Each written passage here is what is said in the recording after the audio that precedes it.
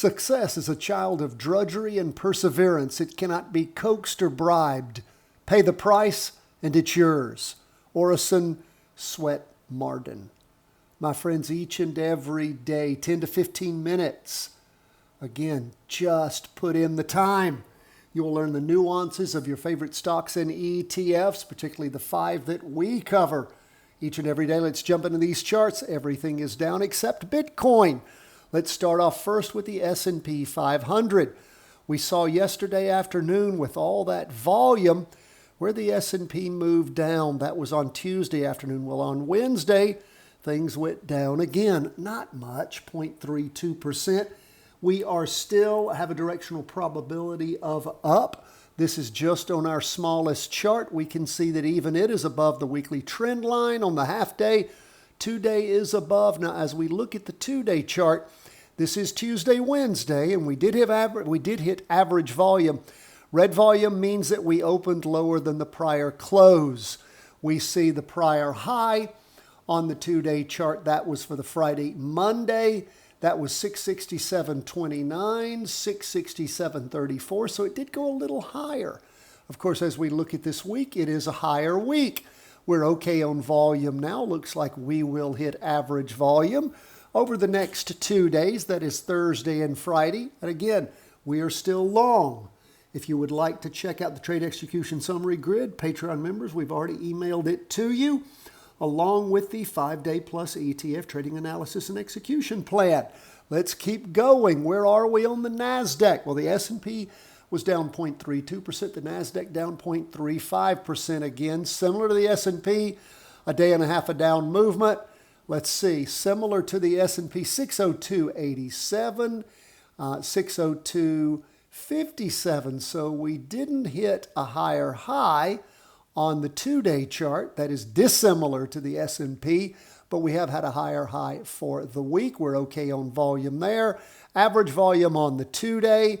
And of course, you can see the volume for the last 2 days. It is average or above average. Well, it just barely looks like it didn't quite get to average, but awfully close enough to call it. So we will keep an eye. We are still decently long. We're more long on the S&P than we are the Qs. But again, just a slight pullback at this point. At some point, my friends, it's going to roll over and go down. Let's look at where we are on 20-year U.S. government bonds. They are down in the afternoon, it looks like. Looks like you got a doji in the morning. Doji down in the afternoon, 0.38%. Again, we are below the trend line. We crashed through it. You can see that started with a doji on Wednesday of last week, pounding down Thursday morning and then continuing down on into Monday afternoon. Looks like maybe Monday afternoon, then up on Tuesday, and then rotating back over on Wednesday.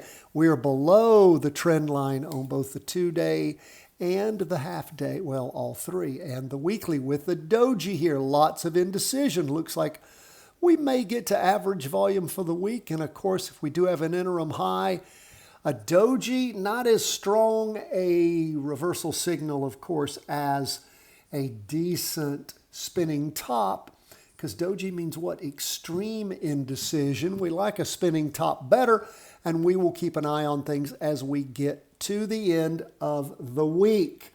Let's keep going. Where are we on gold? Gold, there we go. Gold pulling back the most for the day, 0.91%. Now gold, of course, has gone up the most. We have seen gold starting last Friday, moving up, really pounding up on Monday and Tuesday. Went up a lot on Tuesday morning, calmed down in the afternoon. But rotating over today, we are still decently, very decently long on gold. But again, like stocks, like bonds, gold pulled back today, and it particularly did so in the afternoon. We see prices still decently above the weekly trend line on the weekly, the 2-day, and the half-day. And like I said, we are still long gold. Now, what about Bitcoin? Bitcoin, of course, as we saw things last Friday, Monday, and now Tuesday, Wednesday, red down candles. Bitcoin recovered a little bit for the day, 1.68% up, as I said, but we're still below the weekly trend line. We have a red down candle breaking that trend line on the weekly chart, and we're already getting close to average volume. And of course, that red volume metric shows us that we opened lower than the prior close, as you can see with that red down candle. And you can see the last two volume metrics show us that we opened lower than the prior close on both of those. Where does that leave us? Well, we are showing, as far as running the numbers on our trading analysis and execution plan, we see that we are bearish on Bitcoin, just a little bit more than a coin toss. So we'll keep an eye on things as the week continues to progress and see where these charts lead us. Remember, Friday is the day where we love to pull the trigger on reversals, and we shall see on these charts. We got 2 more days, my friends. Either we'll stay in our positions, or if the charts tell us, we'll be rotating. God bless. All the best from the whole team at Charting Wealth.